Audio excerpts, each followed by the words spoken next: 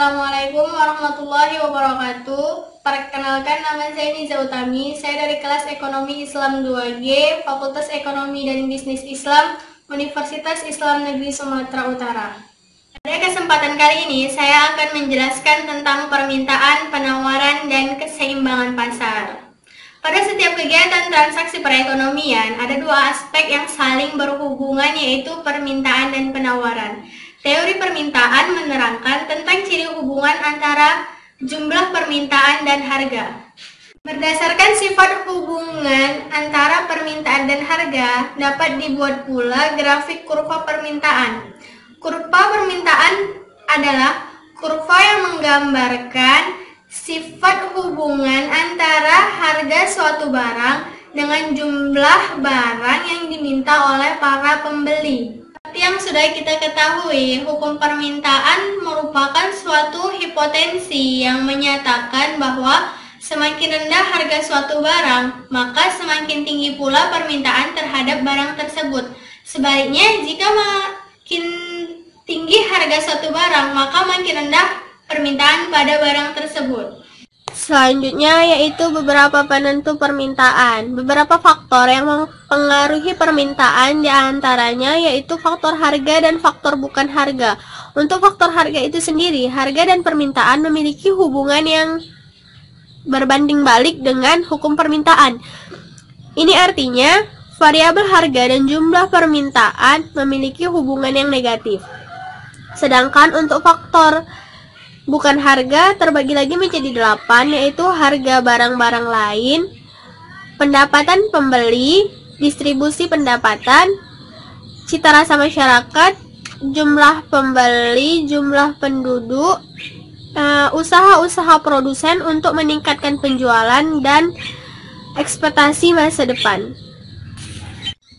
Untuk harga barang-barang lain dapat digolongkan menjadi 3, yaitu barang pengganti, barang pelengkap, dan barang netral.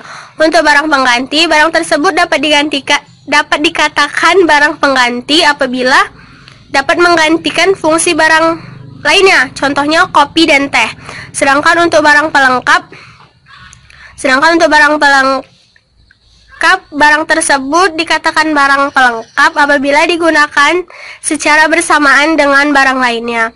Untuk barang netral, apabila dua macam barang yang tidak memiliki hubungan yang rapat, jika harga barang tersebut tidak mempengaruhi permintaan barang lainnya.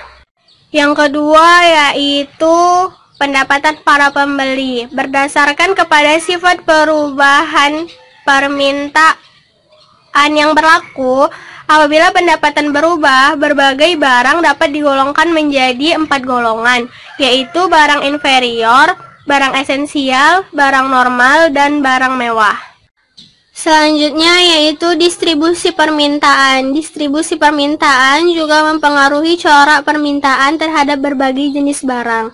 Misalnya, permintaan terhadap mobil mewah akan berkurang dan permintaan untuk rumah harga murah akan bertambah. Kenaikan barang tersebut akibat dari kenaikan pendapatan. Kenaikan pendapatan. Sedangkan untuk barang mewah ini dapat dimiliki oleh orang-orang yang berpenghasilan tinggi.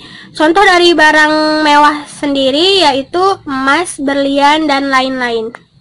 Selanjutnya yaitu cita rasa masyarakat. Cita rasa masyarakat mempunyai hal yang cukup besar dalam mempengaruhi permintaan barang. Jumlah pembeli. Karena permintaan pasar diperoleh dari masing-masing permintaan individu, maka permintaan pasar sangat bergantung pada semua faktor yang mempengaruhi permintaan individu, termasuk penghasilan, selera, dan harapan individu, serta harga dari barang-barang yang terkait. Selanjutnya yaitu usaha-usaha produsen untuk meningkatkan penjualan. Biasanya produsen-produsen ini mengadakan adanya diskon atau insentif yang diberikan oleh produsen untuk konsumen-konsumennya. Selanjutnya yaitu pertambahan penduduk. Biasanya bertambahnya penduduk diikuti oleh kesempatan bekerja. Dengan demikian, lebih banyak orang yang dengan demikian maka pendapatan akan meningkat. Jadi banyak yang berkeinginan untuk membeli barang. Yang terakhir yaitu ekspektasi masa depan. Jika kita mengharapkan gaji bulan ini naik, mungkin kita akan merelakan tabungan kita untuk membeli barang yang kita inginkan. Selanjutnya yaitu teori penawaran. Karena jumlah penawaran meningkat dan menurun seiring naik dan turunnya harga, dapat kita katakan bahwa jumlah penawaran dan harga saling berhubungan secara positif.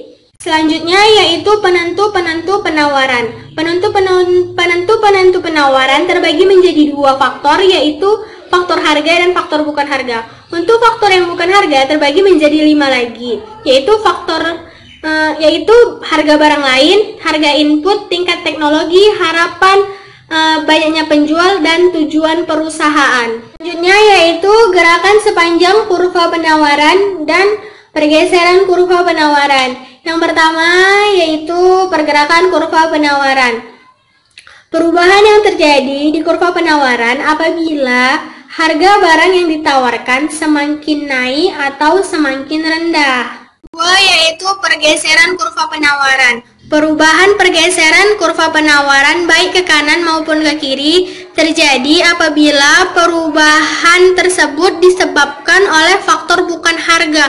Contohnya harga barang lain, biaya produksi, dan faktor lainnya. Selanjutnya yaitu titik keseimbangan atau equilibrium pasar. Kata keseimbangan didefinisikan sebagai sebuah situasi di mana kekuatan yang ada saling seimbang. Definisi ini juga mendefinisikan tentang keseimbangan pasar. Harga keseimbangan ini disebut dengan market clearing price karena semua yang ada terpuaskan dengan harga tersebut, baik si pembeli maupun si penjual. Tindakan penjual dan pembeli secara alamiah menggerakkan pasar menuju ke titik keseimbangan penawaran dan permintaan. Dan yang terakhir yaitu teknik menentukan keseimbangan pasar. Menentukan keseimbangan pasar terbagi menjadi 3 cara, yaitu secara matematik, secara grafik, dan secara angka. Mungkin ini saja yang dapat saya sampaikan. Saya sadari bahwa penyampaian saya ini masih terlalu banyak kesalahan. Kepada dosen pembimbing Bapak Insar MSI, saya ucapkan terima kasih. Lebih dan kurang saya mohon maaf. Wassalamualaikum warahmatullahi wabarakatuh.